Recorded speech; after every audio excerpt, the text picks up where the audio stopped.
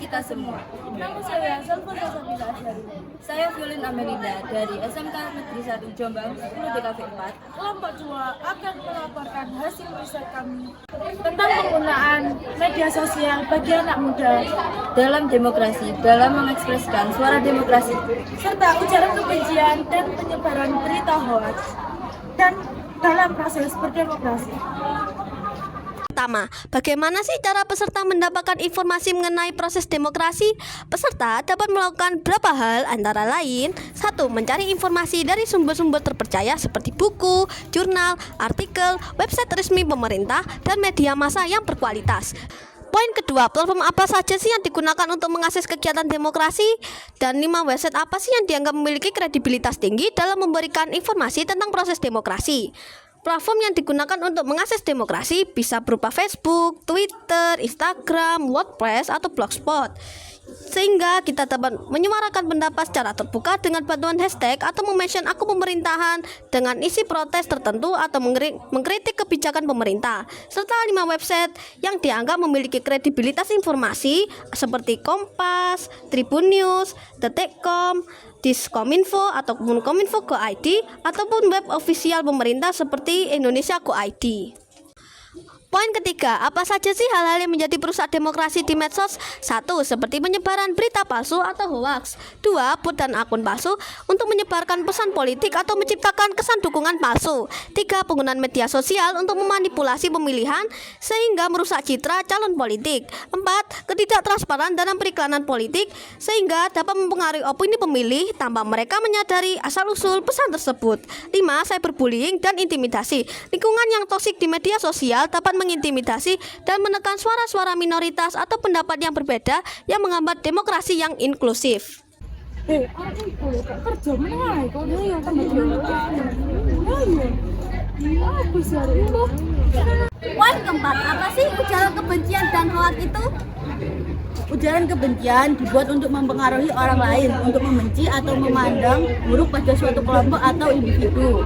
Contoh penghinaan, pencemaran nama baik, penistaan, provokasi, dan yang terakhir menyebarkan berita bohong. Hoax yaitu informasi yang dibuat-buat atau direkayasa untuk menutupi informasi yang sebenarnya. Contoh, hoax virus, hoax kirim pesan berantai, hoax urban legend, tidak mendapat hadiah. 5. Hoax bisa menyedihkan. Poin kelima, kita diberikan kebebasan untuk bersosial media. Namun, kebebasan tersebut harus tetap memperhatikan ketentuan hukum yang sudah berlaku di Indonesia. Sebab ada beberapa aturan yang mengatur mengenai penyebaran hoax, yaitu UU ITE nomor 11 tahun 2008 tentang informasi dan transaksi elektronik, mengatur penggunaan teknologi informasi termasuk ketentuan ujaran kebencian dan penyebaran hoax. Lalu, berdasarkan pasal 45 ayat 1 Undang-Undang 19 tahun 2016, yaitu pidana penjara paling lama 6 tahun atau denda paling banyak 1 miliar. Poin ke-6, dalam memanfaatkan media sosial ada etika, tata krama, dan adab yang perlu diperhatikan juga. Yaitu, saat menggunakan media sosial, jangan menggunakan kata kasar yang mengandung provokatif, porno maupun sara. 2. Jangan memposting ataupun membagikan artikel atau status yang mengandung kebohongan atau hoax. Jangan mengcopy paste artikel atau gambar yang mempunyai hak cipta. 4. Mencarilah terlebih dahulu tentang kebenaran informasi yang didapatkan sebelum membagikannya kepada orang lain. Dan yang terakhir, jangan sembarangan menebar komentar negatif pada postingan atau artikel orang lain. Poin ketujuh, apa aja sih langkah-langkah yang harus dipenuhi agar pemanfaatan media sosial menjadi sarana pendidikan demokrasi yang baik dan bermakna bagi anak muda? Langkah-langkahnya adalah promosikan diskusi terbuka, yaitu fasilitasi diskusi terbuka dan inklusif tentang isu-isu politik dan sosial di media sosial. Kedua, dorong keterlibatan aktif.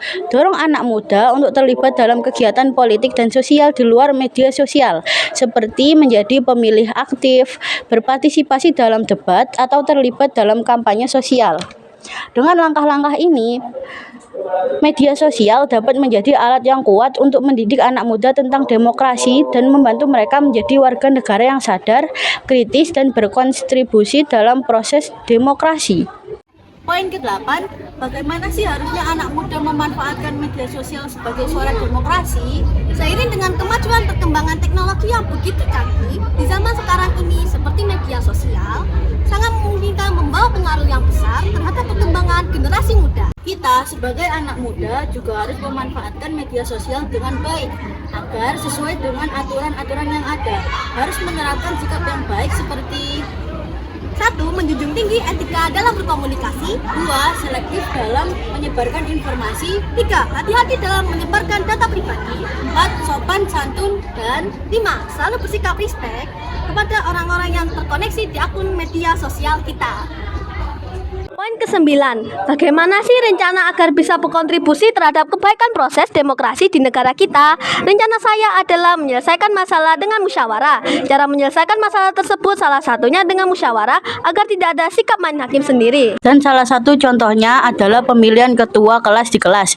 Kita memiliki hak untuk menyuarakan, untuk memilih pilihan kita. Dengan mengikuti pemilihan tersebut, kita sudah melakukan tugas kita untuk ikut berpartisipasi dalam kegiatan demokrasi. Dan itulah semua hasil riset kami. Mohon maaf jika ada kesalahan pengucapan dan informasi. Wassalamualaikum warahmatullahi wabarakatuh.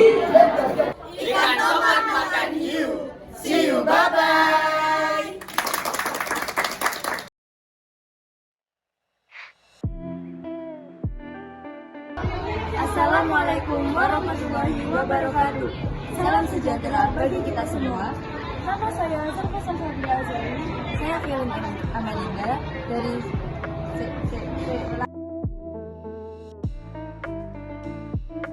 Pensara. 2. Jangan memposting ataupun membagikan artikel atau status yang mengandung hukum.